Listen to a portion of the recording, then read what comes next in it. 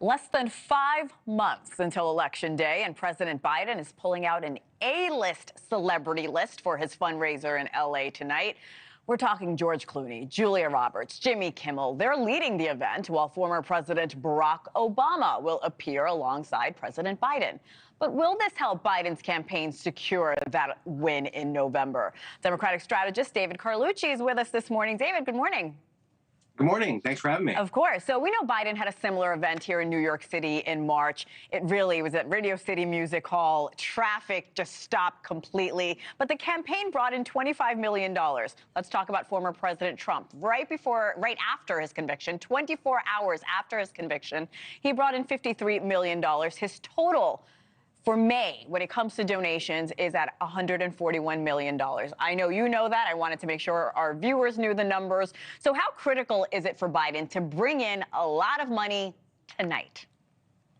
Well, in this race, where every poll is showing that it's neck and neck, every detail counts. Yeah. So money is important. It's always important in politics, but particularly this year.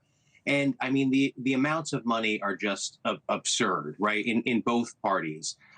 Donald Trump did very well after his conviction of those 34 felony counts, his largest fundraising haul.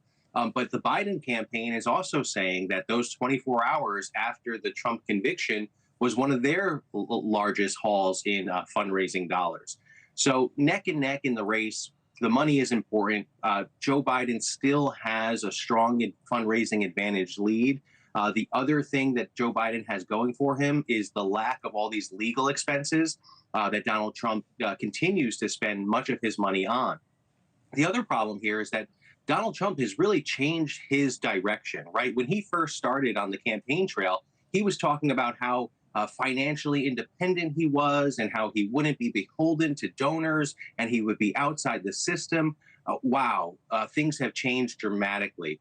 Donald Trump has been begging on the campaign trail, even to the tune of some things that people could call quid pro quo.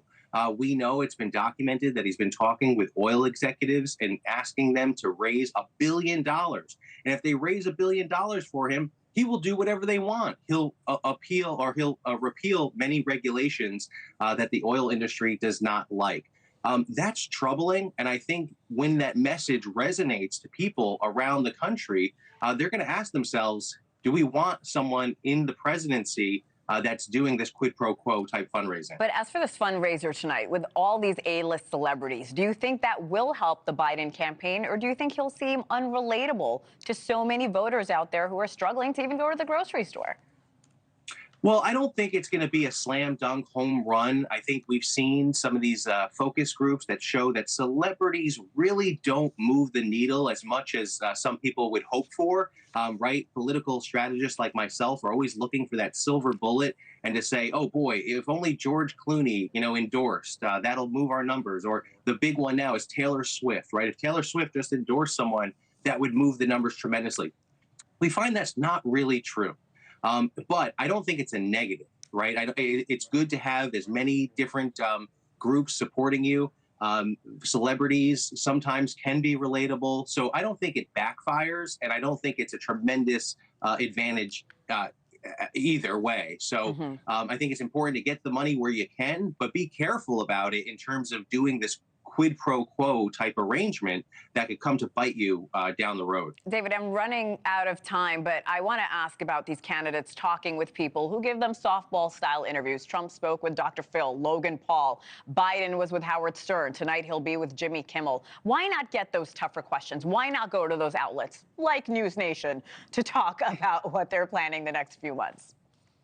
Well, it would be great if they could, right? Look at the primary that we saw. Both Donald Trump and Joe Biden avoided any debates with their respective parties, and that turned out to be a good strategy for them. So they're trying to, get the amplifier going, get that microphone just amped up, and talk to like-minded people, but hope that they're talking to other people in that universe. Right. So I think we can expect more of that, of them avoiding those hardballs, at least for the next 5 months. That is not great for the viewer or the voter. But David Carlucci, we appreciate your time today, sir. Thank you. We hope you come back.